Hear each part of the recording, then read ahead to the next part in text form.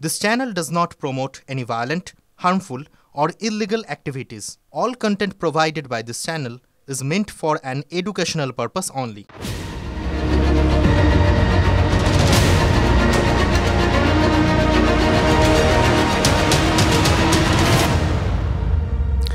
দেখুন, হাতে পাজি মঙ্গলবার বলে একটা কথা আছে, এটা তো আপনারা সবাই জানেন।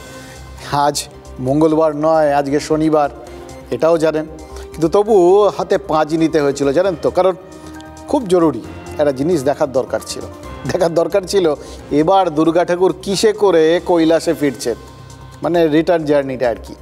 সেটা দেখতে গিয়ে দেখলাম যে পাঁজিতে লেখা আছে দেবীর এবার দোলায় গমন। দোলা মানে পালকি, আর ফল এই দেবীর যাতায়াত, এগুলো কিন্তু খুব সিগনিফিক্যান্ট। আমরাও যেরকম যাতায়াত করতে গিয়ে মাঝে মধ্যে বুঝতে পারি না যে যাতায়াতটা সহজ হয়ে গেল, ওই ইস্ট ওয়েস্ট মেট্রো খুলে গেল, আবার মাঝ রাস্তায় থেমে গেল, মানে মেট্রোর ঠিক মেনটেনেন্সগুলো ঠিকঠাক হচ্ছে না, মানে সব কিছু বোঝা যায় আর কি। তো সেরকম দেবীরও প্রত্যেকটা যাতায়াতের একটা মানে আছে। এক্ষেত্রে কি মানে?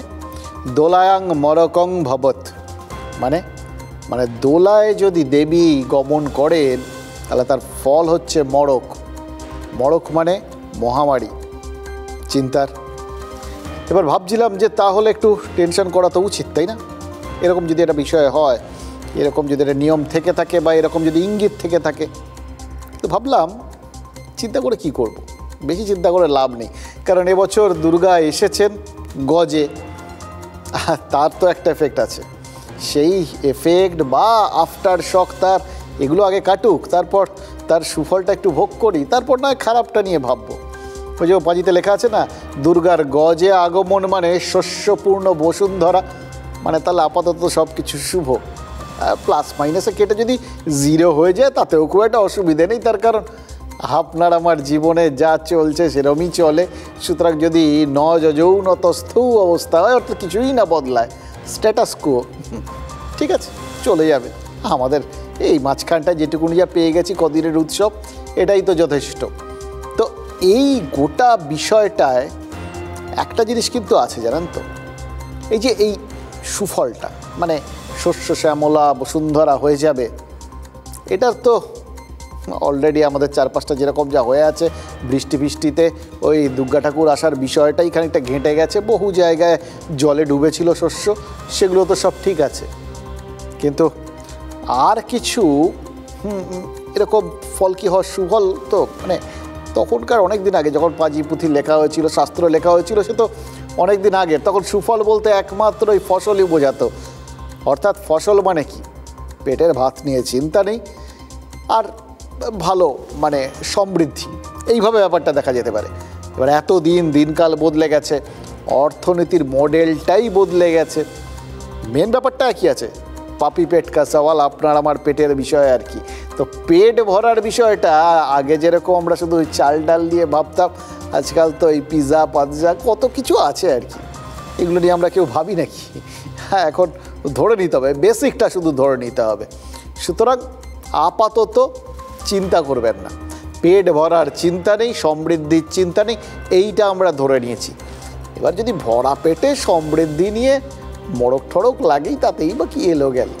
আমাদের আপাতত ফুর্তির সময়, ও সমস্ত খারাপ জিনিস ভাবতে নেই। উৎসবের মরশুম মানে হচ্ছে একদম নো চিন্তা ডু ফুর্তি, একদম ফুর্তির একদম গড়ের মাঠ, ফুর্তির প্রাণ গড়ের মাঠ বলে না, সেই রকম। এবার ফুর্তি করার কারণও তো আছে, সেটাও মা দুর্গার ওই গজে আগমনের এফেক্ট হিসেবে আপনারা দেখতেই পারেন আর কি। কি বলছে জানেন? হিসেব, মানে পুজো হয়ে গেল তো এবার হিসেব নিকেশ শুরু হওয়াই তো উচিত। যে কোনো কিছু ঘটলে তারপরে আমরা হিসেব নিকেশ করি, এক্ষেত্রেও করছি।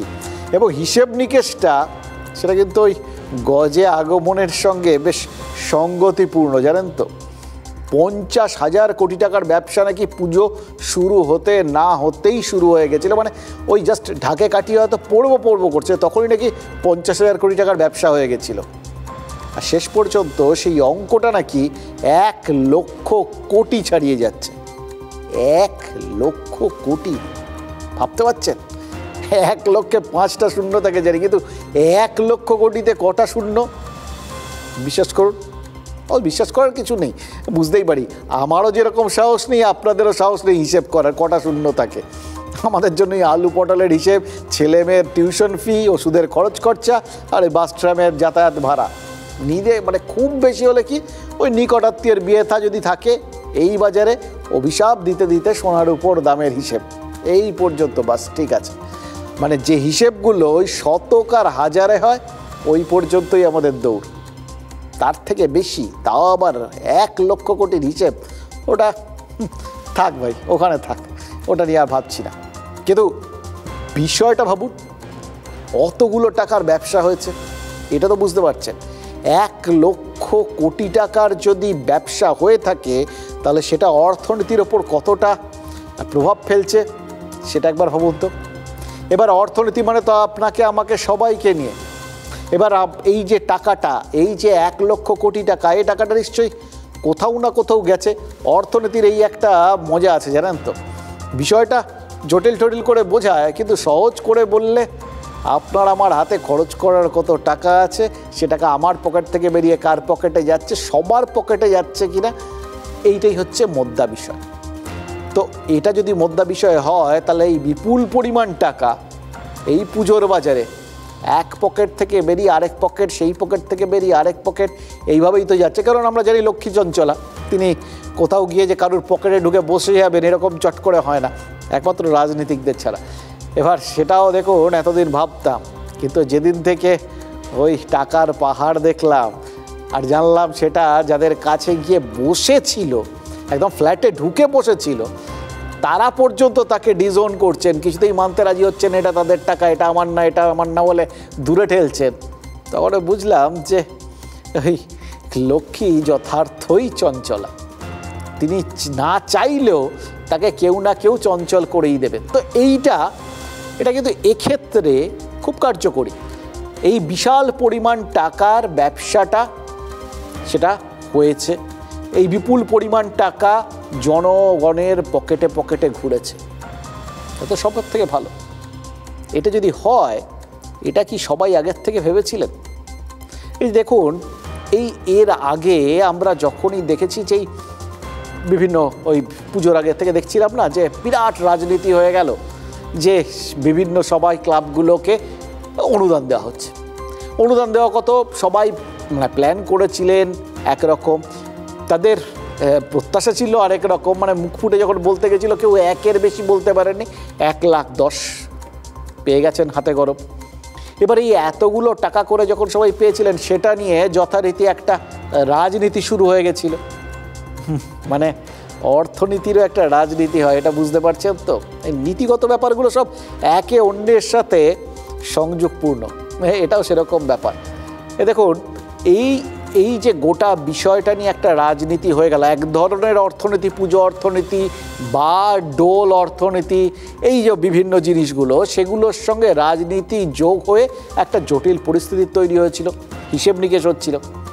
তখন এখন যখন এই বিরাট পরিমাণ টাকাটা চোখের সামনে দেখছি আমরা, যখন এত বিরাট পরিমাণ একটা ব্যবসা হয়েছে, অর্থনীতিতে এত পরিমাণ টাকা ঘোরাফেরা করেছে, এটা যখন আমরা দেখছি, তখন কোথাও গিয়ে কি কাউকে আমাদের দূরদৃষ্টি সম্পন্ন বলে মনে হচ্ছে? মুখ্যমন্ত্রী প্রবল দূরদর্শী। তিনি কোথাও গিয়ে মনে করেছেন যে এই পুজো কেন্দ্রিক বাণিজ্যটাই হচ্ছে আসল বাণিজ্য। এত বেশি বাণিজ্য আর কোথাও হওয়ার সম্ভাবনা ছিল না।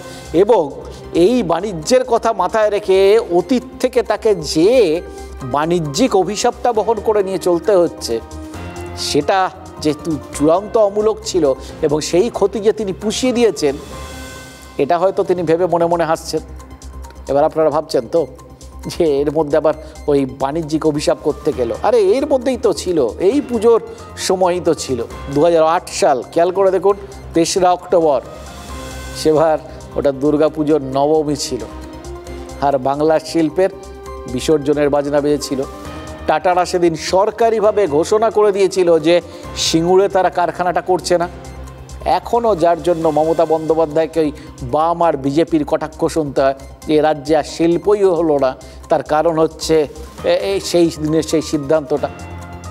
এই সেদিনও এই দুর্গাপুজোর ঠিক আগে শুভেন্দু অধিকারী বললেন, মনে আছে, যে মমতা বন্দ্যোপাধ্যায়ের জন্য বাংলা থেকে টাটারা যাচ্ছেন, এবার যদি বিজেপি ক্ষমতায় আসে তাহলে বাংলায় টাটারা ফিরে আসবেন, শিল্পও আসবে।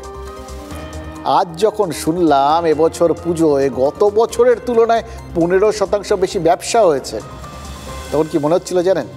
কোনো এক দুর্গাপুজোয় যার বিরুদ্ধে বাংলা থেকে শিল্প তাড়ানোর অভিযোগ উঠেছিল, তিনি কি তাহলে এই দুর্গাপুজোটাকেই বাংলার সব থেকে বড় শিল্প করে প্রমাণ করে দিলেন?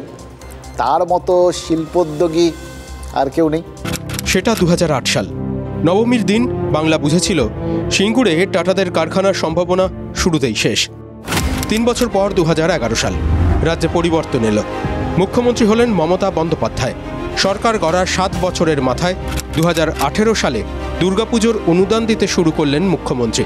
সেই শুরু 10,000 টাকা থেকে শুরু করে পুজোর অনুদান এবছর 1,10,000 টাকা হয়েছে। আর সেই সঙ্গেই কি এবার দুর্গাপুজোয় বাংলার সবথেকে বড় শিল্পের খুঁটি পুজোটাও সেরে ফেললেন মুখ্যমন্ত্রী। ক্লাব পিছু সরকারি অনুদান 1,10,000 টাকা। 43,000 কমিটিকে অনুদানের মোট খরচ 470 কোটি টাকার মতো। বাংলায় দুর্গাপুজোর অর্থনীতি বেড়ে হয়েছে 1 লক্ষ কোটির বেশি। সরকারের দাবি পুজো অর্থনীতির সুফল পাচ্ছেন 5 কোটি মানুষ। বেশি খরচা হচ্ছে তার একটা কারণ, এটাকে স্বীকার করতে হবে, যারা গতবার ঘরে বসেছিলেন তারাও কিন্তু এবার ঘরের বাইরে বেরিয়েছেন, তারা কিন্তু ডবল কেনাকাটা করেছেন। এইরকম কেনাকাটা ভারতের অন্য জায়গায় তো দেখা যায় দিওয়ালির সময়, আমাদের সময় দুর্গাপুজো, অতএব এটাতে অবাক হওয়ার কিছু নেই। তবে যেটা প্লেজেন্টলি সারপ্রাইজিং আমি বলবো, সেটা হচ্ছে যে পরিমাণটা অনেকটা বেড়েছে। বাংলার দুর্গাপুজো নিয়ে সমীক্ষা হয় 2019 সালে। সমীক্ষা করে রাজ্য সরকার ও ব্রিটিশ কাউন্সিল। সমীক্ষা জানায় পুজোর অর্থনীতির মূল্য অন্তত 32,000 কোটি টাকা। এই সমীক্ষার পরেই নাকি রাজ্য সরকারের পুজো নীতিতে বদল আনেন মুখ্যমন্ত্রী। 7 বছরের মধ্যে দুর্গাপুজোর অনুদান 30% বাড়ানোর সিদ্ধান্ত নাকি এই সমীক্ষার ওপর ভিত্তি করেই। আর তার ফল, পশ্চিমবঙ্গের সবথেকে বড় শিল্প কি এখন দুর্গাপুজোই? মমতা ব্যানার্জির প্রশাসন খরচ করলো পুজোর পেছনে, তার অনেক বেশি টাকা রেভিনিউ বাবদ সরকারের কাছে চলে আসলো। এই যে অর্থনীতিকে বুস্ট আপ করা, এটা মমতাদি বলেই পারেন ভাবতে। মণ্ডপ, ডেকোরেটর, কুমোরটুলি পাড়া, ফুল চাষি, এটা যেমন একটা দিক, আর পাশাপাশি তেমনি রয়েছে পুজোর জামা, পুজোর গয়না, পুজোর জুতো, পুজোর সেলে আপনি জিনিসপত্র কিনছেন, পুজোয় বেড়াতে কত লোক আসছেন, সব মিলিয়ে পুজো অর্থনীতিটা বাংলায় একটা বিরাট ব্যাপার। তো এই পুজো অর্থনীতিটা আবার বাড়তে মাননীয় মুখ্যমন্ত্রী মমতা বন্দ্যোপাধ্যায় পরিকল্পিত পথে গিয়ে প্রায় 1 লক্ষ কোটির ব্যাপারটা। এবার পুজোয় যে কটা ছবি ভাইরাল হয়েছে না, তার মধ্যে এই নলিন সরকার স্ট্রিটের এই রিলটা রয়েছে। ভাবতেই পারেন যে সলিল চৌধুরী সুর আর লতা মঙ্গেশকরের গান, সেটা ওই ব্যান্ড পার্টির সুরে যখন বাজছে, শুধু বাজছে না, বিদেশিদের নাচিয়ে দিচ্ছে এই কলকাতার মরশুমে। কিন্তু একটা কথা বলুন, এইটা সব কিছু বেশ যোগ হয়ে যাচ্ছে। এইভাবে দেখতে পারেন তো আপনারা, এই যে এই বিদেশিরা আসছেন কলকাতায়, সেই সলিল চৌধুরীর সুরে নাচছেন ব্যান্ড পার্টির আওয়াজে কোনো পুজো মণ্ডপে গিয়ে, মানে এটাকে কেন্দ্র করে তার মানে আমাদের একটা পুজো পর্যটন শুরু হয়ে গেছে। আর তার মধ্যে এটার গোটা বিষয়টার মধ্যে পুজোর মধ্যে ইউনেস্কোর স্বীকৃতি পেয়ে যাওয়ায়, তাহলে তো এখন আন্তর্জাতিক একটা ডেস্টিনেশন বা একটা ফেস্টিভ্যাল, যে বিভিন্ন রিও টেস্টিভ্যাল দেখি, সেরকম একটা বড় ফেস্টিভ্যাল আমাদের এখানকার দুর্গাপুজো এইভাবে দেখা যায়। মানে তাহলে এই যেটা দেখালাম আপনাদের, এটাই সূচিপত্রের মতো বা ট্রেলার বলতে পারেন। এই সবে তো কয়েকজন এসছেন এই বাংলার গানের টিউনের নিচে টেচে বাড়িয়ে, তারা তো লোকে বলবেন। এটা কিন্তু একটা বড় জিনিস, ঠান্ডা মাথায় ভাবুন, এটা চারটিখানি কথা না। এই কেন বলছি শুনুন, এই কিছুদিন আগে এক বিখ্যাত আমাদের এখানে সুপারস্টার, এই সুপারস্টার কথাটা নিয়েও আজকে একটা বিতর্ক হয়েছে, বলবো আপনাদের। তো যাই হোক, এক সুপারস্টার ফিল্ম স্টার তিনি এসছেন আমাদের সঙ্গে, মাঝে মাঝে দেখা করতে আসেন, তো এসছেন, তা তারা একটা সিনেমার বিভিন্ন রকম প্রচার টচারের কথা বলছেন, এবং যেগুলো বলছেন সবই খুব স্টিরিওটাইপ, মানে যেরকম চলতি আর কি, কোনো চমক ঠমক নেই। তা আমি থেকে বললাম, দেখুন এই মানে বলিউডের যে বিভিন্ন ফিল্ম স্টাররা রয়েছেন, বড় বড় আপনাদের মতো মেগাস্টার, যেরকম আমির খান ঠান, তাদের মানে সিনেমার প্রচারে শাহরুখ খান, আমির খান, এরা তো বিবিধ রকম জিনিসপত্র করে ফেলেন। এমনকি আমির খান তো ছদ্মবেশ ধরে বিভিন্ন জায়গায় চলে যান, মানে ভ্যারাইটি আছে আর কি। আপনাদের এরকম চমক নেই, এত একদম পরিষ্কার, মানে কোট আনকোট পাতি একটা ছকে চলছেন। তো সে ভদ্রলোক আমায় বললেন, মানে সেই সুপারস্টার, বাঙালি সুপারস্টার, বাংলার সুপারস্টার, তো তিনি আমায় বললেন, দেখুন আমি না এই প্রচারের ক্ষেত্রটা একদম ক্লাসিক্যাল স্টাইলের ওপর বিশ্বাস করি, একদম ধ্রুপদী যে যোগাযোগ ব্যবস্থা তার ওপর আমার অনেক বেশি ভরসা, অনেক বেশি বিশ্বাস। বললাম সেটা কীরকম? বলো ওই মুখে মুখে ছড়ানো, লোকে দেখবে, লোকের ভাল লাগবে, তারা অন্য আরেকজনকে বলবে, তারা আবার আসবে, তারা দেখে গিয়ে আবার বলবে, এইভাবে ছড়িয়ে যাবে চারপাশে। এই যে এই বিদেশিদের এখানে নাস্তা দেখলেন না, এরা যদি ওই ধ্রুপদী যোগাযোগ ব্যবস্থার বা মাধ্যমের একটা অঙ্গ হন, অর্থাৎ এদের মাধ্যমে যদি ওই ক্লাসিক্যাল কমিউনিকেশনটা হয়, তাহলে কিন্তু এটা বিদেশে ছড়িয়ে গেল বলে যে আমরা কষ্ট করে বিভিন্ন জায়গায় যাই, এইখানে এলে সব আছে, এরকম একটা গ্র্যান্ডার আছে, এরকম একটা ধুমধাম করে পুজো হয়, আসলে সেটার মধ্যে ধর্ম থাকলেও ধর্ম নেই, উৎসব, তার মধ্যে এরকম মজা আছে, নাচ আছে, গান আছে, সব আছে একদম, এবং সবথেকে বড় কথা সস্তায় একটা অসাধারণ পর্যটন এক্সপিরিয়েন্স আছে।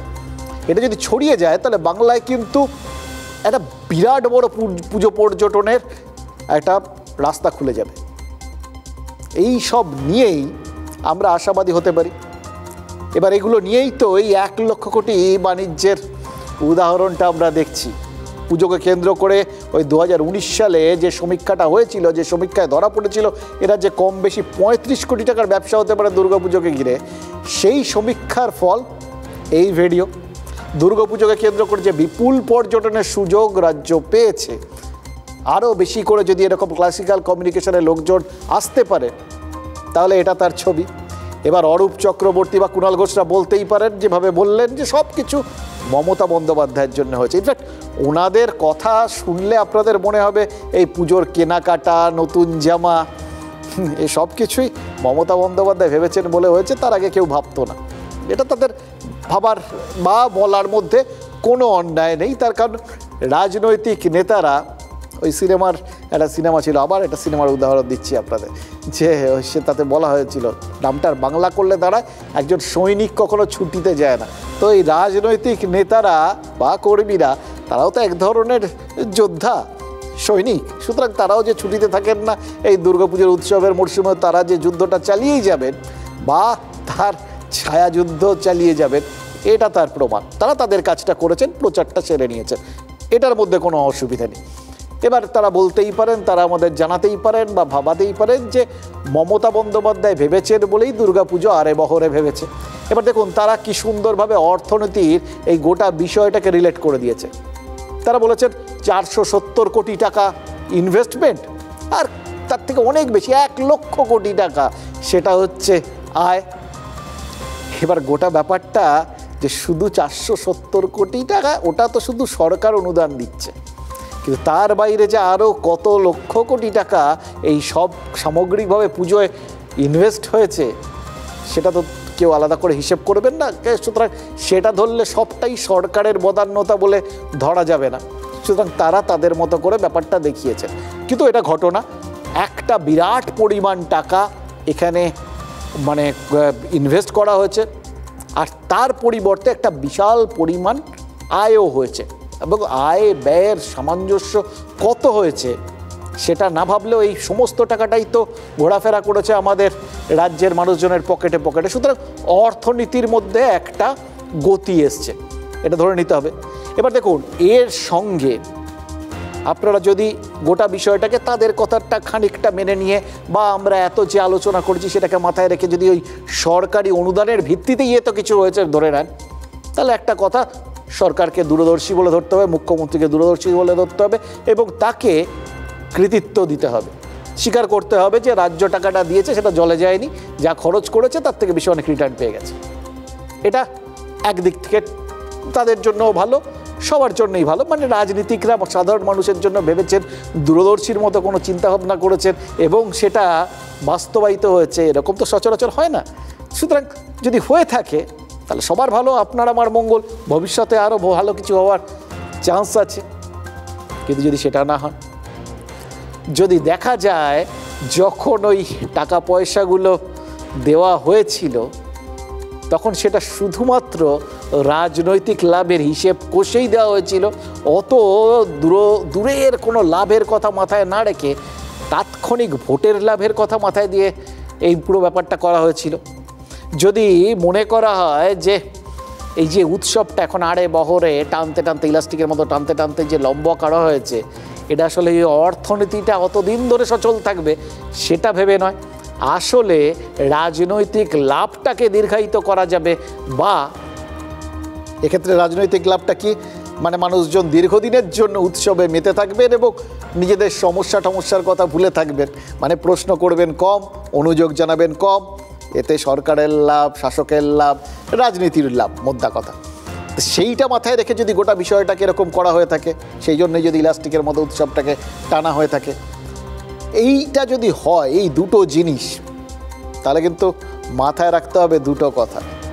এক, ইলাস্টিক টানতে টানতে ছিঁড়ে যেতে পারে, অথবা একদিকে হাত ছিটকে গেলে এসে জোর ঝাপটা মারতে পারে। আর দুই, সেই পুরনো কথাটা, আমাদের বাংলায় অসাধারণ সব কথা আছে, তো এটা তার মধ্যে একটা, ঝড়ে কাক মরে ফকিরের কেরামতি বাড়ে। তো সেরকম যদি তালে গোলে হরিবোল হয়ে গিয়ে থাকে, তাহলে রাজনীতির লাভ হোক চাই না হোক, সমাজের আসলে খুব একটা উন্নতি হয়নি। যেটা হয়েছে সেটা হওয়ারই ছিল, ওই বললাম, যে ব্যবসাটা হওয়ার কথা ছিল সেই ব্যবসাটাই হয়েছে। আগে মানুষজনের অর্থনৈতিক হাল যা ছিল সেই অনুযায়ী ব্যবসাটা হতো, তখনও লোকে নতুন জামা কিনতো, পুজোয় চাই নতুন জুতো, এটা আজকের না, বহু বছর আগে আপনার আমার ছোটোবেলার বিজ্ঞাপন। তো পুজোটাকে কেন্দ্র করে সেই বাণিজ্যিক লাভ বা অর্থনীতির গতি, সেটা বহু বছর ধরে পেয়ে আসছে, এখনও পাচ্ছে। শুধু যেরকমভাবে দিনকাল বদলেছে, খরচ যেরকম বেড়েছে, আয় যেরকম বেড়েছে, সেইভাবেই সেই অ্যামাউন্টটা, সেই পরিমাণটা বেড়ে গেছে। এর পেছনে তাহলে রাজনৈতিক কোনো উদ্যোগ নেই। এবার উল্টো দিক থেকে ভাবুন তো, যেটা এমনি যদি এটা হয়ে গিয়ে থাকে, যদি এর সঙ্গে সত্যি সত্যি রাজনৈতিক দূরদর্শিতা এবং উদ্যোগ যোগ হয়, তাহলে এই সংখ্যাটা কোন জায়গায় পৌঁছতে পারত, এই পরিমাণটা আসলে কোন জায়গায় পৌঁছতে পারত। যদি এই রাজ্যে এইভাবে হাজার হাজার শিক্ষকের চাকরি বাতিল না হতো, যদি সমস্ত ক্ষেত্রে এরকম দুর্নীতির অভিযোগ যদি না হতো, যদি নিয়মিত কর্মসংস্থান হতো, নতুন নতুন ছেলেমেয়েরা চাকরি পেত, শিল্প হতো, তাহলে শুধু যে ওই বিরোধীদের মুখ বন্ধ হতো তা নয়। এই 1 লক্ষ কোটি নিয়ে আমরা কথা বলছি, তো অবাক হচ্ছি, শূন্য গোনার কথা ভেবে মাথা ঘুরছে। এই ব্যবসাটা তখন 1 লক্ষ কোটির বদলে হয়তো 5 লক্ষ কোটিতে পৌঁছে যেত। এটা যে হয়নি, তাহলে তো তার দায় এই সরকারের ওপরেই পড়বে, শাসকের ওপরেই পড়বে, রাজনীতির ওপরেই পড়বে। অবশ্য আপনারা বলবেন, আরে যেটা হয়েছে সেটাই বা মন্দ কি, যা হয়নি সেটা ভেবে লাভ কি? ঠিক, যেটা হতে পারত, যেটুকু আমার সেটাই আমার, যেটুকু পেয়েছি আমি তাই সঞ্চয়, সুতরাং তাই নিয়েই কথা হয়। এবার এটা যদি মুখ্যমন্ত্রীর ভাবনা চিন্তার ফলেই হয়, তাহলে বলতে হবে মমতা বন্দ্যোপাধ্যায় এটা আঞ্চলিকভাবে ভেবেছেন, আর সারা দেশের প্রেক্ষাপটে ভেবেছেন নরেন্দ্র মোদী, কারণ উৎসবের মরশুম তো এখন গোটা দেশে। নবরাত্রির ঠিক আগে ওই জন্যেই জিএসটি কমিয়েছেন, আর নবরাত্রি চলাকালীন কেন্দ্রীয় সরকারি কর্মীদের ডিএ বেড়েছে, আরও 3% ডিএ বেড়েছে, আরও 3% ডিএ দিয়েছে কেন্দ্র, মানে পকেটে হাতে গরম টাকা ঢুকবে আর কি। এই দুয়ের ফল কি, হিসেব কি বলছে জানেন? গত 10 বছরের মধ্যে এই বছর নবরাত্রির সময় রেকর্ড ব্যবসাপাতি হয়েছে আমাদের দেশে। তার মধ্যে 4 চাকারই গাড়ি বিক্রিতে একদম রেকর্ড করে বসে আছে।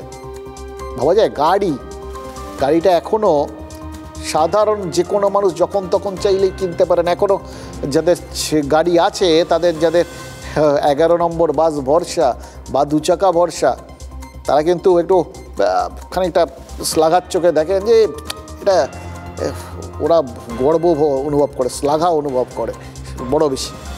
আমাদের সেটা নেই, আমরা আমাদের মতো এরকম একটা ভাবের ঢাবের আর কি, মানে অন্য চোখে দেখেন। তো সেই জিনিসটা যখন একটা রেকর্ড বিক্রিতে পৌঁছে যায়, তখন বুঝতে হবে যে যারা এতদিন গাড়ি কেনেননি তারাও গাড়ি কিনছে, মানে অর্থনীতি এগিয়েছে। 2018 সালে যখন মারুতির কারখানার উৎপাদন বন্ধ হয়ে গেছিল, তখন অনেকে কি ভেবেছিলেন জানেন? ভারতে বোধহয় আর্থিক মন্দা আসতে চলেছে, কারণ গাড়ি বিক্রি কমে যাওয়াটা এটা আর্থিক মন্দার ইঙ্গিত দেয়। এর মানে হচ্ছে মধ্যবিত্ত টাকা খরচ করতে চাইছে না, বাজারে নগদের জোগান নেই। তাহলে এই যে নবরাত্রিতে সব থেকে বেশি গাড়ি বিক্রি হলো, সেটার ফল কি? মানে সেটা কীভাবে ধরা যেতে পারে? এটা তো সোজা সাপটা ব্যাখ্যা হচ্ছে মধ্যবিত্ত আর কিপটেমি করছে না, হাত খুলে খরচ করছে। ওই যে 3% ঢুকলো, মানে ঢুকবে, কিন্তু আপনার আমার মানসিকতা কি? ওই 3% আসছে তো মানে এসে গেছে অলরেডি, আগে তো কাজ খরচ করে নি, হ্যাঁ কালকে তারপরে পেয়ে যাব, মানে আজ নগদ কাল ধার, এরকম ব্যাপার আর কি। আজকে ধার কালকে নগদ। সুতরাং গোটা ব্যাপারটা বাজারে অর্থের যোগান রয়েছে, এটা হচ্ছে সোজা বাংলা। আমাদের অর্থনীতি এগোচ্ছে, এটাও হচ্ছে সোজা বাংলা। আর এর থেকেও বড় বিষয়টা কি, মানে এই যে আমাদের উৎসবগুলো, দুটো ব্যাপার আর কি। এক, এই যে উৎসবগুলো, এগুলোকে কেন্দ্র করে আমাদের অর্থনীতিকে চাঙ্গা করার একটা বিরাট সুযোগ রয়েছে। দেখুন, খুব বেশি কিছু না করে যদি শুধু ওই জিএসটি কমানো বা ওই 3% দিয়ে দেওয়া, বা ওই ধরুন এই ক্লাবগুলোকে 1,10,000 টাকা করে অনুদান দেওয়াতেই যদি গোটা বিষয়টা, এই উৎসব বাণিজ্য, উৎসব অর্থনীতি এইভাবে ফুলে ফেঁপে ওঠে, তাহলে এটার পেছনে যদি একটা সুনির্দিষ্ট পরিকল্পনা কাজ করে, সে কেন্দ্র রাজ্য সব পক্ষের, এবং একটা সামগ্রিকভাবে যদি এই অর্থনীতিটাকে আরও বাড়িয়ে নিয়ে যাবার পরিকল্পনা করা হয়, তাহলে তো গোটা দেশের অর্থনীতিতে একটা বিরাট বড় একটা জায়গা তৈরি হয়ে যাবে, একটা বিরাট গতি আসবে। কিন্তু এই বাজারেও এবার বলছি, মানে এই কেন্দ্রীয় স্তরে যদি এটাকে আপনারা প্রধানমন্ত্রীর কৃতিত্ব বলেন, যদি রাজ্য স্তরে এটাকে আপনারা মমতা বন্দ্যোপাধ্যায়ের কৃতিত্ব বলেন, তাহলে নরেন্দ্র মোদী এবং মমতা বন্দ্যোপাধ্যায় দায়িত্ব আরও বেড়ে যায় এটাকে সত্যি সত্যি আরও বাড়িয়ে নিয়ে যাওয়ার জন্য। এটাকে তো অস্বীকার করা যাবে না। এদের কৃতিত্ব দিতে আমাদের কোনো আপত্তি নেই, কিন্তু তার সঙ্গে এই প্রত্যাশাটা রয়েছে, এবং প্রত্যাশাটা পূরণ না হলে তখন অনুযোগের সুরও থাকবে যে যেটা আমাদের সামনে সুযোগ ছিল আমরা সেটা কাজে লাগালাম না। কিন্তু তার মধ্যেও একটা জিনিস আপনাদের বলি, সেটা কিন্তু সোনালি রেখা হিসেবে আমার চোখে পড়ছে। দেখুন, গোটা বিশ্ব বাজারটা এই মুহূর্তে খুব খারাপ জায়গায় রয়েছে। এই যে টিসিএস এর চাকরি বাকরি ছাঁটাই হলো, প্রচুর লোকজনের ছাঁটাই হলো বিভিন্ন জায়গায়। এই সদ্য আমরা দেখলাম ট্রাম্প শুদ্ধ বলেছেন তার অফিস থেকে লোকজন ছাঁটাই করবে। মানে এই যে ছাঁটাই একটা ভাব, একটা খবর এলো দেখলাম যে বিদেশি কোম্পানি, মাল্টিন্যাশনাল কোম্পানি আমেরিকায় বসে তার HR এখানের কর্মীদের জাস্ট কোনো কথা বলতে দেয়নি, 2 মিনিটের মধ্যে জানিয়ে দিচ্ছে তোমাদের বেশিরভাগের চাকরি চলে যাবে। এই যে এই রকম একটা বিশ্ববাজারে যে একটা নেতিবাচক একটা হাওয়া চলছে, সেই বাজারে যদি আমাদের দেশের অর্থনীতি এইভাবে প্রমাণ করতে পারে তারা অন্যান্য জায়গার তুলনায় অনেক শক্তিশালী, তাহলে সেটা কিন্তু আমাদের জন্য আশার কথা। এবং আবার বলছি, এই আশার ক্ষেত্রে যদি কেন্দ্র হোক রাজ্য হোক, সবার তার মধ্যে যদি কোনো না কোনো অবদান থাকে, তাকে আমরা সাধুবাদ জানাচ্ছি। এবার এর সঙ্গে সঙ্গে ওই বললাম প্রত্যাশার সে দায় বা প্রত্যাশার যে চাপ, সেটাও ওনাদের ওপর আমরা চাপাচ্ছি যে যা করেছেন আপনারা যদি করে থাকেন ভালো কথা, আর আপনারা যদি করে না থাকেন তাহলে পড়ে পাওয়া 14 আনার মতো কৃতিত্ব পাচ্ছেন, সেটাও ভালো কথা। কিন্তু এইবার একটু দয়া করে এটাকেও কাজে লাগা। ভারতের অর্থনীতি কতটা চাঙ্গা হলো? আমার মনে হয় কিছুটা চাঙ্গা তো নিশ্চয়ই হয়েছে। এই যে কেনাকাটা বাড়ছে, তার একটা কারণ হয়তো ডিরেক্ট ট্যাক্স কমেছে বলে, ইনকাম ট্যাক্স কমেছে, মধ্যবিত্তর হাতে টাকা এসছে। এবারে যেটা করা হলো, ইনডিরেক্ট ট্যাক্সটাও কমিয়ে দেওয়া হলো, জিএসটি কমানো হলো। অতএব ডিরেক্ট এবং ইনডিরেক্ট ট্যাক্স দুটোই যদি কমে, তাহলে আশা করা যায় যে বিক্রিবাটা বাড়বে, এবং সেটাই দেখা যাচ্ছে। মাননীয় প্রধানমন্ত্রী যে উদ্যোগ নিয়েছেন, সেই জিএসটি কমানোর ফলে নিত্য প্রয়োজনীয় জিনিসের দাম অনেকটা কমেছে। বিশেষ করে পুজোর সময় যে সমস্ত জিনিস মানুষ কিনতে চায়, বাইক, ফ্রিজ বা রেফ্রিজারেটর, গাড়ি, এই সমস্ত কিছুতে জিএসটির একটা বড় পরিবর্তন হয়েছে। সেটা মানুষ স্বাভাবিকভাবে মানুষের ক্রয় ক্ষমতা বেড়েছে। এই যে জিএসটি রদবদল, এটা তো হয়েছে মমতা বন্দ্যোপাধ্যায় এবং তৃণমূল কংগ্রেসের চাপে। তার কারণ জিএসটি প্রথমে যেটা হয়েছিল, সাধারণ মানুষের ব্যবহার্য জিনিসে জিএসটিটা বেশি ছিল, ফলে বিক্রিটা কমে যাচ্ছিল। ফলে এই জিএসটির সংস্কার, জিএসটিটা খানিকটা সাধারণ মানুষের ওপর ঠিকঠাক থাকা, এগুলোর গোটাটাই হয়েছে মমতা বন্দ্যোপাধ্যায়ের প্রতিবাদের জন্য। দুটো পারস্পরিক দাবি চলছে। আমাদের রাজ্যে তৃণমূল দাবি করছে 1 লক্ষ কোটি টাকার ব্যবসার দারুণ অর্থনীতি চাঙ্গা পশ্চিমবাংলা, আর বিজেপি তারা দাবি করছে যে জিএসটির কারণে নবরাত্রি, মানুষের প্রয়োজন, বাজার কিনবার ক্ষমতা, কাজ, শিল্প, এগুলো কোনো প্রয়োজন নেই। কেউ পুজো করুক আর কেউ নবরাত্রি করুক, ডান্ডিয়াটা যেন কমন হয়। দেখুন, আমাদের সিংহবাহিনী দুর্গা আর অন্য রাজ্যে মা শেরাওয়ালি। নবরাত্রিই বলুন বা দুর্গা পুজোই বলুন, এই যে অর্থনীতির চাকা তত্পর করে ঘুরছে, তার কৃতিত্ব ওই একজনেরই। এটা কিন্তু ওই যে পদ বলে আমি দেব, রথ বলে আমি, সেরকম ব্যাপার আর কি, ভাবে আর কি সবাই। পদ ভাবে আমি, রথ ভাবে আমি, মূর্তি ভাবে হাসে অন্তর্যামী। তাই এক্ষেত্রে অন্তর্যামী যার কল্যাণে এত কিছু, চারপাশে তিনি মূর্ত রূপে আমাদের সামনে ছিলেন, দেখেই নিয়েছেন আপনারা। এটা ভালো করে বুঝে নিন, সব তার কৃপাতেই হচ্ছে। সে কাল অফিসিয়ালি তিনি বিদায় নেবেন। কাল কেন? কারণ কাল কার্নিভাল। কার্নিভাল আমাদের রাজ্যে, শুনুন, যতক্ষণ না সরকারিভাবে শাসক দলের অনুমতি পাচ্ছেন বা সরকারের অনুমতি পাচ্ছেন, ততক্ষণ কেউ কিচ্ছু করতে পারবেন না। এটা কিন্তু একদম নিয়ম হয়ে গেছে। সে মা দুর্গাই হন বা কেউ, তাকে ওই কার্নিভালের মধ্যে দিয়েই মাঝখানে একটু হল্ট করে গিয়ে তারপর কৈলাসের পথে রওনা দিতে হবে। এখন পর্যন্ত যেটা দেখিয়েছি আমরা, সেগুলো ওই প্রস্তুতি বলতে পারেন আর কি। কীভাবে যাবেন তার ডেমো চলছিল। আসলটা হবে কার্নিভালের পর। তারপর এবছরের মতো পুজোয় সরকারিভাবে ইতি পড়বে। অবশ্য দেখুন, এরপরে যিশু ঠাকুরের পুজোও আছে, হ্যাঁ, সেটাও দেখবেন ঢুকে গেছে পুজো প্যাকেজের মধ্যে। আর তারপর তো ভোট পুজো, ওটা আলটিমেট। ওই পুজো শেষ হইয়াও হইল না শেষ, ছোট গল্পের থেকে উপন্যাস হয়ে যাবে যে কোনো সময়, এটা আমরা বুঝে গেছি। দুর্গা ঠাকুর কৈলাসে ফিরুন, কিন্তু একটা ব্যাপার বুঝতে পারছি যে আমাদের যেভাবে অর্থনৈতিকভাবে তিনি সামলে দিয়ে গেলেন, এবং এই একটা বছর তিনি ফিরে যাওয়ার পরেই যেভাবে পরের বছরের প্রতীক্ষা শুরু হয়ে যায়, সেটাই আমাদের বাঁচিয়ে রাখার জন্যই তো। একটা সময় ছিল যখন বিপদে পড়লে এই দুর্গার আমি জপ করতো বাঙালি, এখনও করে বোধহয়, যদিও তার মধ্যে মাঝে মধ্যে এই কারুর আবার বলবেন যে বাঙালিয়ানা ব্যাপারটা তো আমরা ভুলে যাচ্ছি। এই যে দুর্গা ঠাকুরের ভাসানের সময় বলো দুর্গা মাই কি বলা হয়ে, এটা দরকার নেই, এটা অবাঙালি একটা ব্যাপার। মাই কি আমরা বলি নাকি? মা বলো দুর্গা মা কি বলে না কেউ। তো এটা আসলে এই বাঙালির এই ক্যারেক্টারটা, এটা আসলে এটার মধ্যে যে বাঙালি সবাইকে আপন করে নেয় এবং আপামর বাঙালির জন্যই দুর্গা পুজোটা খুব জরুরি, এসব থেকে আমরা বুঝতে পারি। তো যাই হোক, ডান দিক বা দিক না ভেবে আমরা শুধু একটা কথা বুঝতে পারি, যে মা দুর্গা আমাদের এই অর্থনীতির মতো নড়বড়ে বস্তুকেও একদম খাড়া করে দেন, শক্ত করে দেন। শিরদাঁড়া শক্ত, শিরদাঁড়া জটিল বিষয়। তো যাই হোক, এটাকে শক্তপোক্ত করে দেন যিনি আমাদের ওই বিপদে পড়লে সেই বিপদের সম্মুখীন হওয়ার সাহস যোগান। জাস্ট তার নাম নিলেই মোটামুটি মনে করি আমরা বেঁচে যাওয়া যাবে আর কি। তিনি থাকলে বাঙালির সাহসী হয়ে ওঠাটা, সেটা কেউ ঠেকাতে পারবে? ইদানিংকালের জেনারেশন এই ব্যাপারে কিন্তু মানে দেখুন, এই সাহস তিনি যুগে যুগে জুগিয়ে এসছেন। এবং এটা ওই আমরা বলি না বিভিন্ন বিষয়তে এখনকার জেন জি, এরা এখনকার আমাদের বাঙালিদের সংস্কৃতি সম্পর্কে উৎসাহী নয়, কিন্তু এই প্রভাব, এই সাহসী হয়ে ওঠার প্রভাব দুর্গাপুজোর কল্যাণে, এটার থেকে কেউ এখনও বেরোতে পারেনি। ওই জেন জিও চেষ্টা করলেও বেরোতে পারবে না। সিরিয়াসলি, আমরা তার এই সদ্য তো তার একটা উদাহরণ দেখলাম।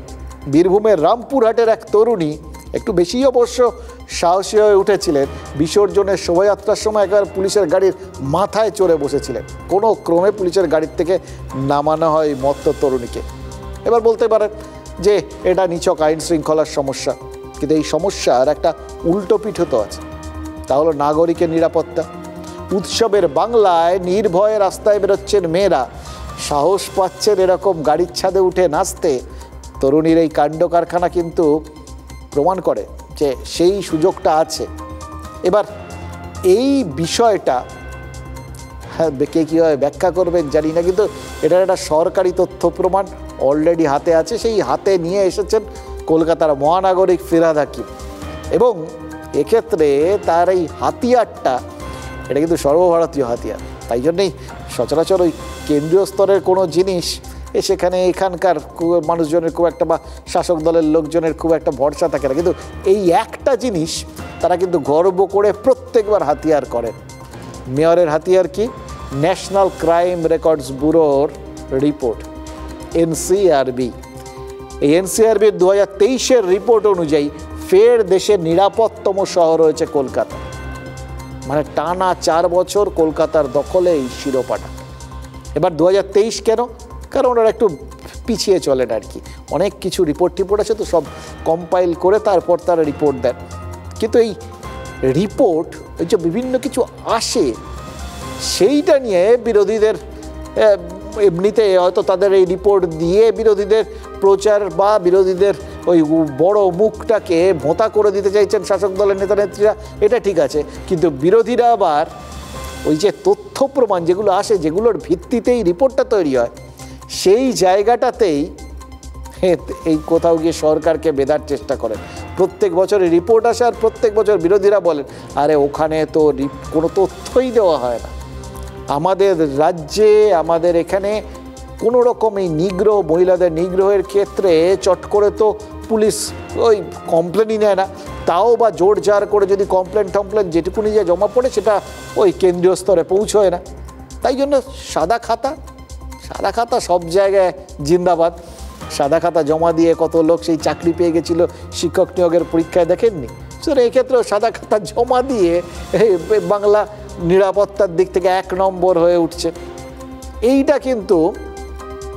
কিন্তু একটা অভিযোগের জায়গা, এবং এই অভিযোগ যদি মান্যতা পায় তাহলে আপনাদের ধরতে হবে আমাদের বাংলায় সাদা খাতার যে জোর গোটা ভারতে কোথাও নেই। এরা দেখছিলাম রাশিয়ায় নাকি এরকম করে, জানেন তো, তারা কেউ সাদা খাতা জমা দিলেও অ্যাটলিস্ট 2 দেয়।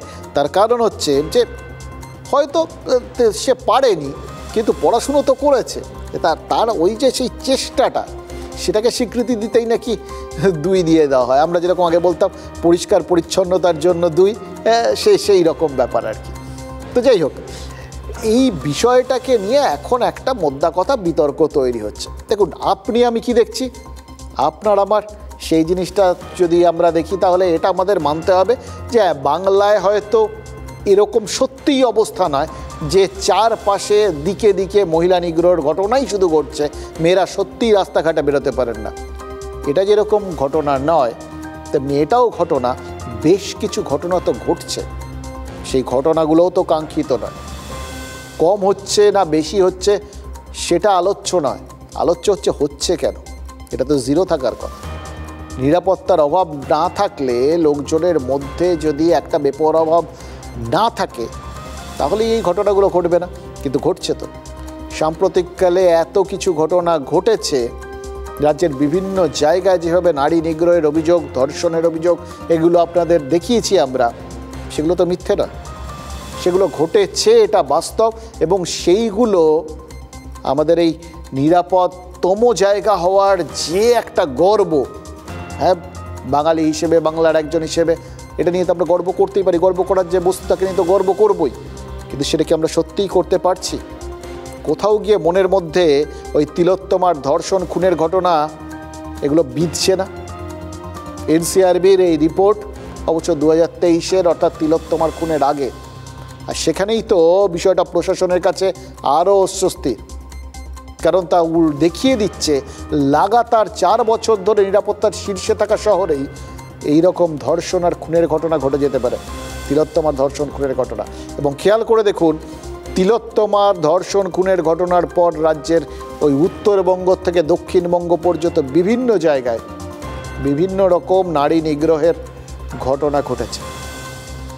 যদি এই বিষয়টাকে মাথায় রাখেন তাহলে আপনাদের ধরতে হবে 23 পর্যন্ত গর্বে কলার উঁচু করে চলুন, কিন্তু তারপর যেটা হচ্ছে সেই গাফিলতি, সেই ফাঁকটা, সেই লজ্জাটাকে স্বীকার করে নিন। বিরোধীরাও এই প্রশ্নটাই তুলছে, বলছে যে রাজ্যের প্রশাসন যে তথ্য দিচ্ছে সেখানে আসল ছবিটা উঠে আসছে না, কারণ হয়তো শস্যের মধ্যেই ভূত থেকে যাচ্ছে।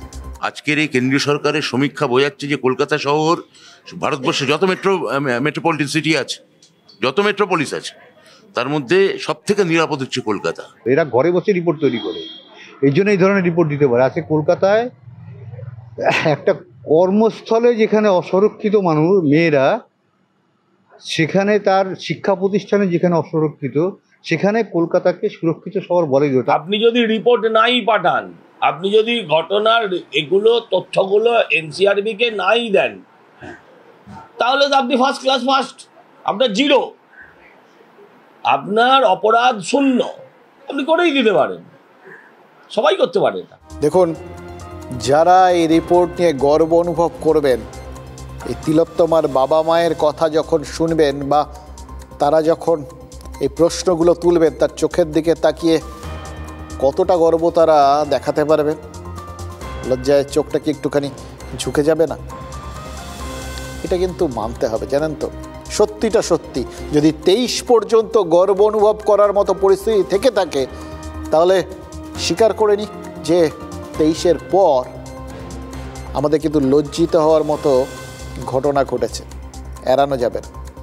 শহর কতটা নিরাপদ এটা নিয়ে রাজনৈতিক চাপানুতর চলতে পারে, কিন্তু তার মধ্যে যে নিরাপত্তার অভাব মাঝে মধ্যে ঢুকে পড়ছে, সেই সত্যটাকে যদি আমরা এড়াতে চাই, তাহলে আমরা নিজেদের নিরাপত্তাই হয়তো আরও বেশি বিঘ্নিত করে ফেলব। অকারণ একটা অলীক জগতের মধ্যে বসে থাকলে বাস্তবকে অস্বীকার করা হয়, সেটা বোধহয় কাঙ্ক্ষিত না, তাই না?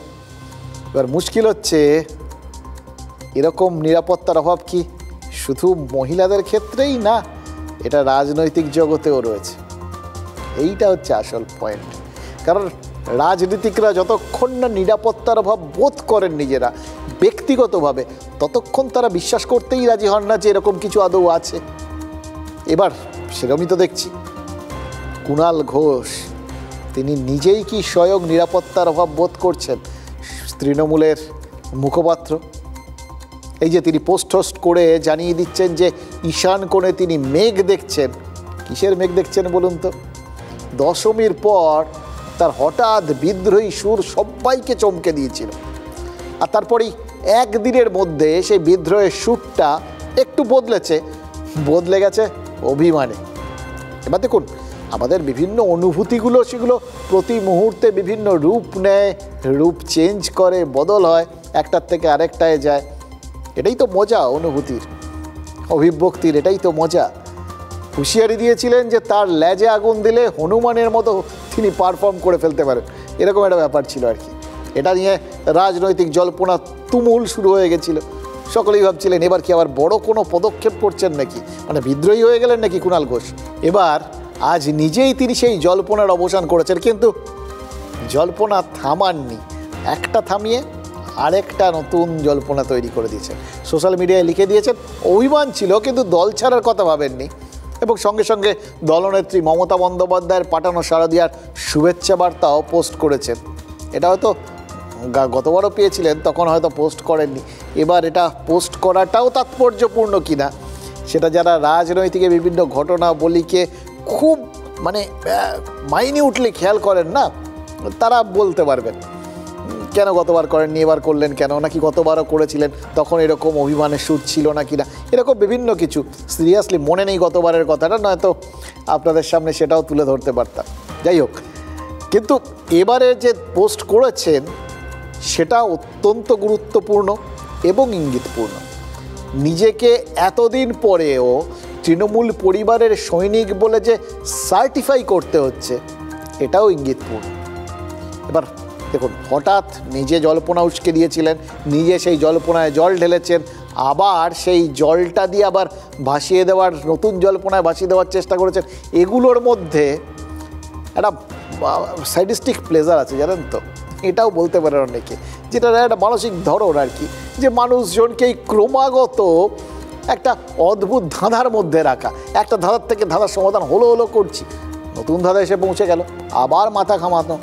এটাও একটা কেউ কেউ রাজনীতিকদের একটা মজা আর কি, কিছু নিয়ে ভুলিয়ে রাখা আর কি, সেটা উৎসব হোক, ধাঁধা হোক, বা নিজেদের এই তরজা হোক, জল্পনায় বা কল্পনায় কোনো একটাতে আপনাকে বুঁদ হয়ে থাকতে হবে, বাস্তবে না থাকলেই হলো।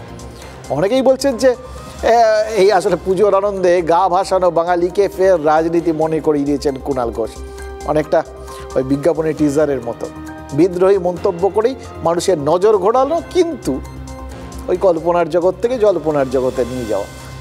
রাজ্যবাসী মাঝখান থেকে কী হচ্ছে, একটু হলেও রাজনীতিমুখী তো হচ্ছে, কারণ রাজনীতিমুখী যদি মানুষ না হয় তাহলে ভোট রাজনীতির চাষটা কী করে হবে? উৎসবের পর এখনই তো এই আসল সময় বীজ বোনার, এরপরেই তো আসল সময়টা।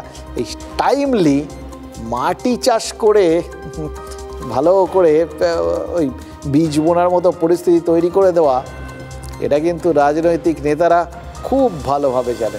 অনেক ঝড়জল দেখে এসেছি, বা এগুলো ধরেই রাখি কখনো কিছু না কিছু হবে, ফলে আমি সবসময় একটা প্রস্তুত রাখি। আমায় যদি কেউ ভালোবাসে আমি তার জুতো পালিশ করে দিতে পারি, হ্যাঁ, কিন্তু যদি আমাকে কেউ মনে করে লেজে আগুন দেবে, তো তাহলে সেটা আমাকে তো আবার হনুমানের মতোই পারফর্ম করতে হয়। তিনি নিজেই বলেছেন তার একটা মন খারাপ ছিল, তার মন খারাপের একটা অন্য কারণ আছে। দেবী দুর্গা চলে গেছেন, বাপের বাড়ি থেকে শ্বশুর বাড়ি চলে গেছেন, এই সময় সব বাঙালির মন খারাপ হয়, তারও মন খারাপ থেকে বলতেই পারেন তিনি কিছু। হ্যাঁ, এটা হচ্ছে অনেকটা দেখবেন ফোনের ব্যাটারি চার্জ কমে গেলে আবার একটু চার্জ দিয়ে নিতে হয়। হ্যাঁ, এটাও দলকে একটু চার্জ দিয়ে দেয় যে আমি আছি, দলে যেই ওর বাজারে একটু হালকা হয়ে যায় আবার ও একবার করে খুঁচিয়ে দেয়, তারপরে আবার দুদিন বাদে বলে ভাই ভাই ব্যাপার সব মিটে গিয়েছে। হ্যাঁ, ওর এসব কথার কোনো মূল্য নেই। রাজনীতিকরাই সব থেকে ভালো চেনেন। এই যে দেখলেন বক্তব্যটার মধ্যে কীরকম একটা ওই বাংলার মুখ আমি দেখিয়াছি, তাই আমি পৃথিবীর রূপ দেখিতে চাই না, মানে জীবনানন্দ দাশের কবিতার লাইনটা, সেটা কোথাও গিয়ে আপনাদের চোখের সামনে ফুটে উঠল না? এটাই হয়তো এখন তৃণমূল নেতাদের অনুপ্রেরণা। মমতা বন্দ্যোপাধ্যায়ের কাছ থেকে শুভ বিজয়ের শুভেচ্ছা পেয়েই কুণাল ঘোষ তার দৃষ্টিটা পরিষ্কার করে ফেলেছেন। কাল সব ঝাপসা দেখছিলেন, আজ ঈশান কোণের মেঘটা দেখতে পাচ্ছেন পরিষ্কার, তার সাথে আবার পাঙ্গা নিতেও তৈরি হয়ে গেছেন। ওই মা দুর্গার নাম নিয়ে যেরকম আমরা দুর্গা দুর্গা বলে সব কিছু শুরু করে দিই, সেরকম ব্যাপার আর কি। আবার দেখুন পুজোর সময়, সেই সময়ও কিন্তু একটা ওরকম ছায়াযুদ্ধ চলছিল, সেটা পুজোর সিনেমা নিয়ে। সেই সময় টার্গেটটা কোথায় ছিল? হয়তো অভিনেতা দেব। এবার অভিনেতা দেবও বলেছিলেন তিনি বাংলার মুখ দেখেছেন, মানে মমতা বন্দ্যোপাধ্যায়ের ফোন পেয়েছেন, তারপর কে কি বললো না বললো কিচ্ছু আসে যায় না। এবার ব্যাপারটা বুঝতে পারছেন তো, সবাই সব কিছু বলে নিচ্ছেন, বলে দিচ্ছেন হেড অফিস থেকে, বা তিনি ফোনটা পেয়ে গেছেন, বা তিনি যেখান থেকে যা বরাভয় পাওয়ার সেটা পেয়ে গেছেন। আচ্ছা, একটা কথা বলুন, দেব তিনিও কোথাও গিয়ে তৃণমূলেরই সাংসদ তো, আর কুণাল ঘোষ তিনি তো রাজ্য সাধারণ সম্পাদক এবং তার সঙ্গে তিনি মুখপাত্র, তারপর আবার যোগ হয়ে গেছেন শিক্ষামন্ত্রী ব্রাত্য বসু, তিনিও দেবকে বেঁধে দিয়েছেন। এবং বেধা মানে কি, একদম দেবের সুপারস্টার তকমাকে একদম চ্যালেঞ্জ করে বসে আছেন। বলেছেন যে, এবং বলাটা যা বলেছেন, উনি আবার অত্যন্ত রুচিশীল এবং খুব সূক্ষ্মভাবে গোটা বিষয়গুলোকে প্লেস করেন, তো চট করে আপনি বুঝতে পারবেন। কিন্তু ঠান্ডা মাথায় যদি পুরোটা বিশ্লেষণ করেন তাহলে বুঝতে পারবেন ব্রাত্য বসু যা বলেছেন তার মধ্যে মোটামুটি দেবকে তিনি রাস্তা দেখিয়ে দিয়েছেন যে আপনার তো এখানে পার্টি করা উচিতই না, যেখানে যাওয়ার সেখানে যান, পারলে নিজে যদি অতই বড় হয়ে গিয়ে থাকেন নিজে দল তৈরি করুন। বলেছেন সুপারস্টাররা নাকি কখনো কারো অধীনে রাজনীতি করেন না, নিজেরাই দল তৈরি করেন।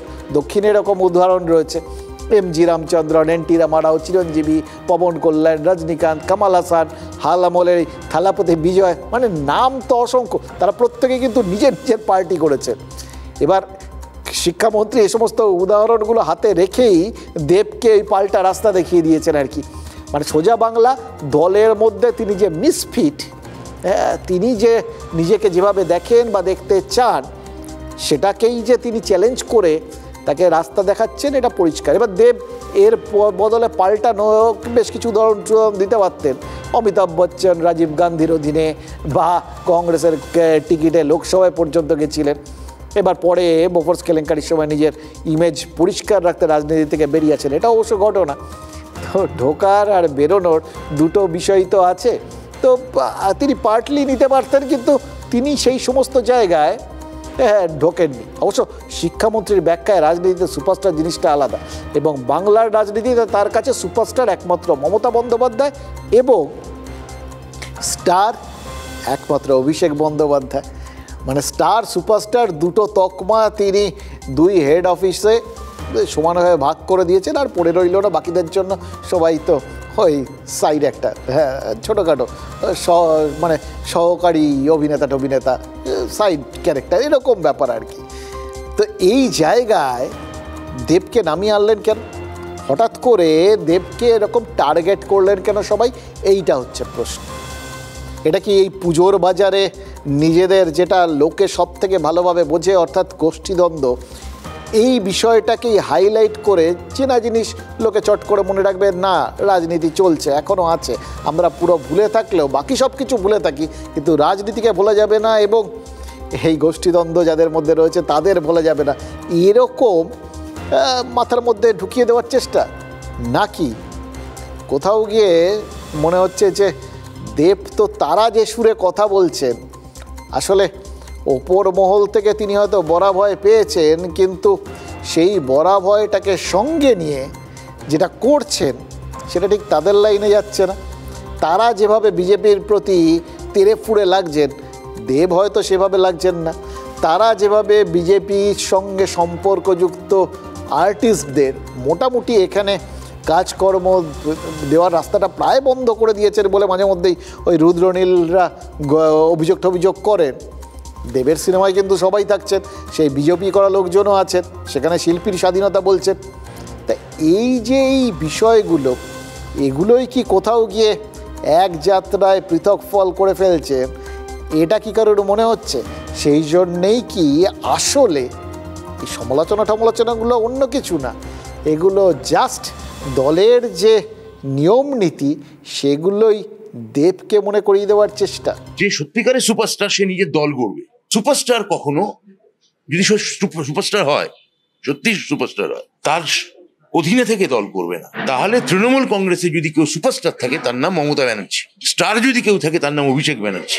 তার অধীনে, এই দলের অধীনে অনেকে, কেউ থিয়েটার করেন, কেউ সিনেমা করেন, কেউ ডাক্তার, কেউ লয়ার, কেউ চিত্রশিল্পী, হ্যাঁ, কেউ সুপারস্টার নন। ব্রাত্য বসু যখন কোনো কথা বলেন তার তো একটা নিশ্চিতভাবে আলাদা গুরুত্ব থাকে, ফলে ব্রাত্যর অবজারভেশনকে নিশ্চিতভাবে সম্মান এবং গুরুত্ব দেওয়া উচিত। যারা অন্যান্য পেশাতেও আছেন তাদেরকেও জনগণের প্রতিনিধি করে রাজনৈতিক দলে এনে তিনি রাজনৈতিক দলকে প্রকৃত অর্থে সমাজের প্রতিনিধি করে তুলতে চান।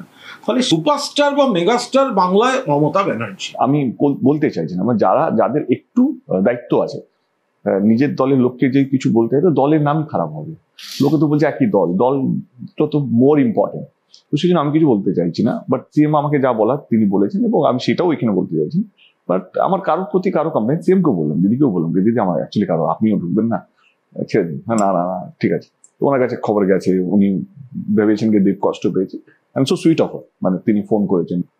এবারে পরে বলো আমার কি ভাবা উচিত ব্রাত্যটা কি বলছে, আমার কি ভাবা উচিত কুণালদা কি বলছে? না, দেব তিনি ব্রাত্য বসু কি বলছেন বা কুণাল ঘোষ কি বলছেন সেটা নিয়ে ভাবতে বিন্দুমাত্র আগ্রহী নন। আমি শুধু অন্য কথা ভাবছিলাম, এই যে ব্রাত্য বসু তিনি মমতা বন্দ্যোপাধ্যায়কে সুপারস্টার আর অভিষেক বন্দ্যোপাধ্যায়কে স্টার বললেন, মানে স্টার ভ্যালুর আবার তারতম্যে নতুন কোনো স্টার ওয়ার শুরু হয়ে যাবে না তো? এ রাজ্যে তো যখন তখন এরকম ওয়ার শুরু হয়ে যায়। সামনে ভোট আসছে, দেখতে পাবেন, আর ভোট মানেই তো ওয়ার, আজকাল ভোট মানেই যুদ্ধ। এবং এটা আমরা বলছি না, তৃণমূলেরই এক বিধায়ক বলেছেন, একটু ঘুরিয়ে বলেছেন কিন্তু বলেছেন, ওই বিধায়ক রবিউল আলম চৌধুরী, মুর্শিদাবাদের রেজিনগরে বোমা ফেটে একজনের মৃত্যু হয়েছে, আর তারপরেই রবিউল আলম চৌধুরী বুঝিয়ে দিয়েছেন অসময়ে বোমাটা ফেটেছে, মানে অসময়ে বোমা বাঁধা হচ্ছিল, না বাঁধা হলে আর ফাটবে কী করে।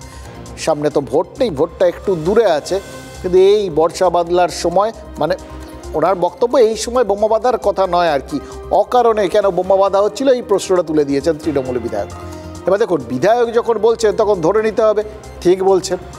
ভোটের সময়টাই হয়তো বোমা বাঁধাটা ওই নিয়ম, তার আগে এই রকম সময় এটা তো ভুল সময়। তাহলে তো প্রশ্ন ওঠে, এই যে ছাড়টা, ভোটের সময় বোমা বাঁধায় ছাড়, এটা কে দেয়? পারমিশনটা কে দেয়? কাদের জন্য বোমাটা বাঁধা হয়? ভোট যখন, তখন বোমার কি কাজ? এবার বলবেন তো ছেলে মানুষ সুলভ সব প্রশ্ন, এগুলো বাংলার মানুষজন জানে বোঝে, এগুলো নিয়ে আলাদা করে বলার নেই। আসলে কি জানেন তো, বোম যখন ফেটেছে এবং বোমের মতো বেশ কিছু প্রতিক্রিয়াও যখন ফেটেছে, তখন এই প্রশ্নগুলো কারোর না কারো গায়ে তো ফুটবেই ফুটবে। আমি চাইছি প্রশাসন তাদের বিরুদ্ধে কঠোর ব্যবস্থা নেই।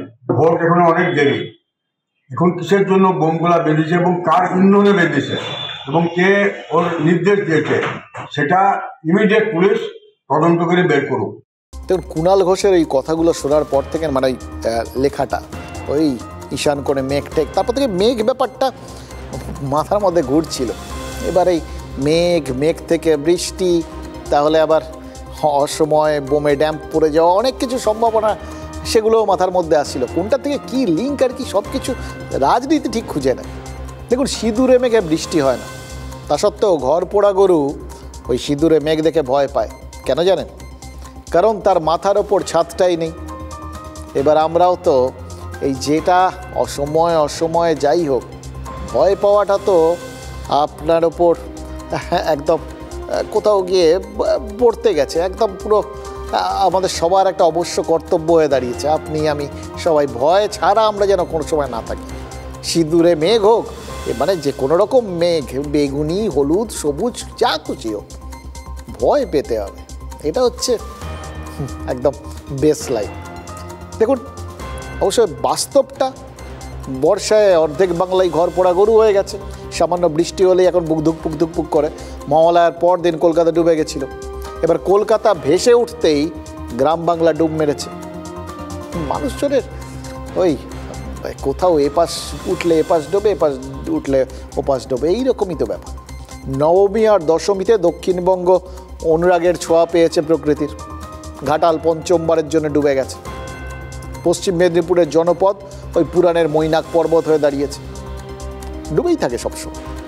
দেখুন, 2024-এ ঘাটাল মাস্টার প্ল্যানের প্রতিশ্রুতি নতুনভাবে এসছে, আমরা জানি। 25-এ আবার নতুন করে আবার আসবে, 26-এ আরেকটা নতুন তার ভার্সান পাব।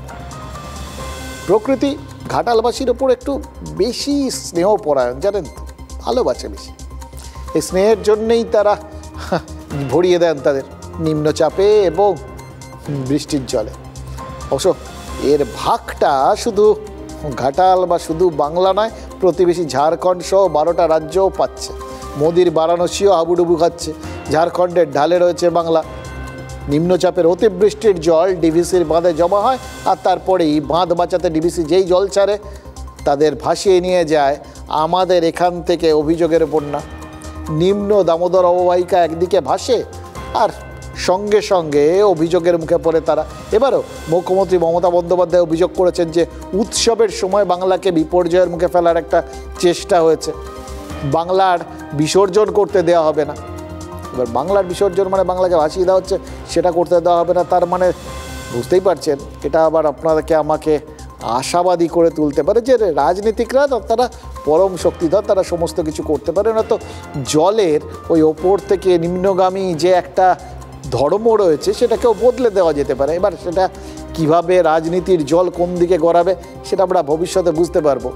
কেন্দ্রীয় জলশক্তি মন্ত্রী সি.আর. পাটিল অবশ্য দাবি করেছেন যে মুখ্যমন্ত্রীর দাবি ঠিক নয়, যে পরিমাণ তিনি বলেছেন তার অর্ধেক জল ছাড়া হয়েছে। মানে ঝাড়খণ্ড বাংলায় জল পাঠাচ্ছে, এটা মুখ্যমন্ত্রীর অভিযোগ।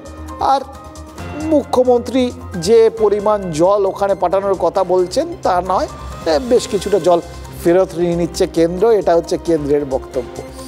সোজা কথায় জলকে বল বানিয়ে এও ঠেলাঠেলি করছে। Simple issue. ভোটের আগের বছর রাজ্যবাসী বানবাসী হলে রাজ্য সরকারের ওপর দায় বর্তায়। তার মধ্যে ওই ত্রাণ আছে, ত্রাণ এলেই ত্রাণের দুর্নীতির অভিযোগ উঠবে, মানে যে চেয়ারকে ঝামেলা নিতে চায়। কিন্তু বন্যাটা কেন্দ্র করে দিয়েছে যদি বলা যায়, এটা যদি বুঝিয়ে দেওয়া যায়, তাহলে বন্যার ভিলেন হয়ে যায় বিজেপি। আর যাবতীয় তার যা যা এফেক্ট, অর্থাৎ ত্রাণের অপ্রতুলতা বা সেইটা নিয়ে দুর্নীতি বা কিছু, সব কিছুর দায় সব একধারসা বিজেপির ওপর চলে যায়, যা শত্রু পড়ে পড়ে। আবার সেই বিজেপিও মুশকিল হচ্ছে এই জলের দায় ওই জন্য নিতে নারাজ। কে আর যেচে নিজের ঘাড়ে যাবতীয় দোষ নিতে চায়, মাঝখান থেকে হাবুডুবু খারাপ নিয়ে আমি এইটাই তো হচ্ছে রাজনীতি। ভোটার তালিকায় যে জল থাকে সেই জল খান সকলেই, সব রাজনৈতিক দল। সেই জলকে খাল কেটে নিজের পুকুরে টানতে সবাই রাজি, কিন্তু তার মধ্যে কুমির ঘোরাফেরা করলে কামড় খেতে কেউ রাজি নয়। প্রকৃতি যে জল ঢালছে তার দায়ে কেউ নিতে রাজি নয়। আরামবাগের খানাকুলে পুজোর থিম হচ্ছে কি জানেন? ম্যানমেড বন্যা। মানে পুজো, রাজনীতি, বন্যা, প্রকৃতি সব মিলেমিশে একাকার। ঘোষপুর সমাজ শিক্ষা কেন্দ্রের পুজোর থিম ডিভিসির ছাড়া জলে খানাকুলে বন্যা আর মানুষের আর্তনাদ। এবার কেউ কেউ বলতে পারেন যে ওনারা ডবল কোথাও গিয়ে ওই অনুদান পেয়েছেন কিনা, অথবা কেউ এটাও বলতে পারেন যে ওনাদের মধ্যে কৃতজ্ঞতা বোধটা সব থেকে বেশি। নুন খেয়ে গুণ গাইছেন, যা পেয়েছেন তার একটা কৃতজ্ঞতা স্বরূপ এটা তাদের তো একটা কিছু ফিরিয়ে দেওয়া একটা দায়িত্বের মধ্যে পড়ে, সেটাই তারা করে দিচ্ছেন। ঘোষপুর নেতাজি বিদ্যাপীঠের সামনে কি তৈরি করা হয়েছে জানেন? ডিভিসির জলাধার আর লক গেট। মানে একেবারে ডেমো দিয়ে মানুষের মনে গেঁথে দেওয়া হচ্ছে আসল অপরাধী কারা। কেন? কারণ পুজোর উদ্যোক্তা তৃণমূলের নেতা এবং হুগলি জেলা পরিষদের মেন্টর হায়দার আলী।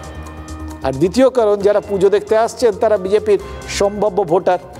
এবার আরামবাগ খানাকুলের এই দিকটা বিজেপির কিন্তু শক্তিশালী ঘাঁটি, সেটা মাথায় রাখতে হবে। বিজেপিকে 50-এর নিচে নামাতে হলে এই খানাকুলেও ধসাতে হবে। তারপরে 2026-এর বিধানসভা ভোটের প্রচার পুজোর মণ্ডপ থেকেই সুকৌশলে শুরু হয়ে গেছে। এটা কিন্তু মানুষকে বোঝানোর জন্য এর থেকে ভালো এরকম গণমাধ্যম আর জাস্ট কিছু হয় না। 2024-এর লোকসভা ভোটে কুম্ভের জলকে বাংলায় গড়িয়ে দিয়েছিল বিজেপি, তাতে গোটা রাজ্য ভেজেনি। 2026-এ ঝাড়খণ্ড থেকে গড়িয়ে আসা জলে একবার যদি একটু গেরুয়া রংটা গুলে দেওয়া যায়, তাহলে সেটা তো গোটা রাজ্যের মধ্যে ছড়িয়ে দিয়ে তৃণমূল ফয়দা তুলে নিয়ে চলে যাবে। সোজা কথায় বলবে এই মানুষ যা ডুবছে তার রং গেরুয়া। এবার মানুষ ডুবছে ডুবুক, ইস্যু যে ভেসে উঠছে এটাই আসল, এটাই কি কম কথা? মানুষ ওই ঘর ডোবা বাংলা সিঁদুরে মেঘ দেখলে ডরায়, কিন্তু রাজনীতিকরা তার মানে আশাবাদী হয়।